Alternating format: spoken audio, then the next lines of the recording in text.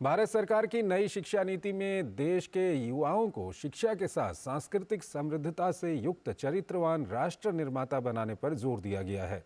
इसी के मद्देनजर दिल्ली विश्वविद्यालय के दयाल सिंह इवनिंग कॉलेज में सांस्कृतिक उत्सव का आयोजन किया गया।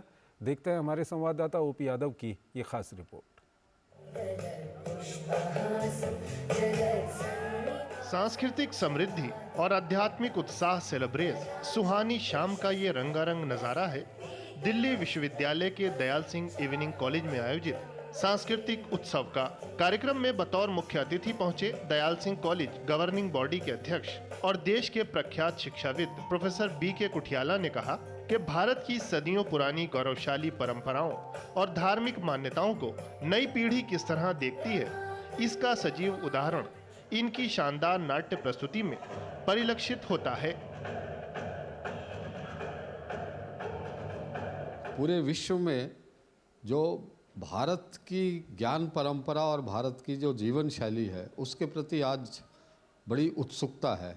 भारत में भी उसका पुनरुत्थान हुआ है। तो महाविद्यालय और विद्यालयों और विश्वविद्यालयों में इस प्रकार का जो है एक आप कह सकते हैं कि अभियान स्वयं चल पड़ा है, चलाया नहीं है किसी ने। ये स्वयं अपने मन से ही उठता है बच्चों में, अध्यापकों में, और मिलकर इस कार्यक्रम को करते हैं। दयाल सिंह इवनिंग कॉलेज की प्रिंसिपल प्रोफेसर भावना पांडे ने कहा कि प्रोफेसर बी.के. कुठियाला की पहल से हम छात्रों में एक्सपीरियंशियल लर्निंग को बढ़ावा दे रहे हैं ताकि रियल लाइफ में भी ये छात्र देश की संस्कृति को आत्मसात कर सकें। कुठियाला जी हमारे चेयरमैन हैं और उन्होंने हमको गाइड करा कि जो पाठ्यक्रम है उसको हम एक्सपीरियंशियल लर्निंग में लाएं। उसमें बच्चों में पढ़ने में तो बच्चे पढ़ लेते हैं, पर उसको रियल लाइफ में from real to real life stories में हम उनको देखें, उनकी विचारधारा को थोड़ा समझाएं। अब जो आजकल टेक्नोलॉजी की वो थोड़ा सा मिसयूज़ भी बच्चे करते हैं, वो उसमें से निकल के जब ये लोग परफॉर्म करते हैं तो इसमें पैशन उनमें उत्पन्न होता है।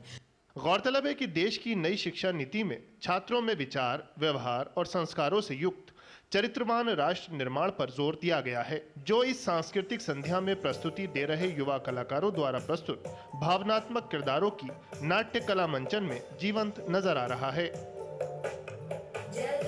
ओपी यादव की रिपोर्ट, डीडी न्यूज, दिल्ली।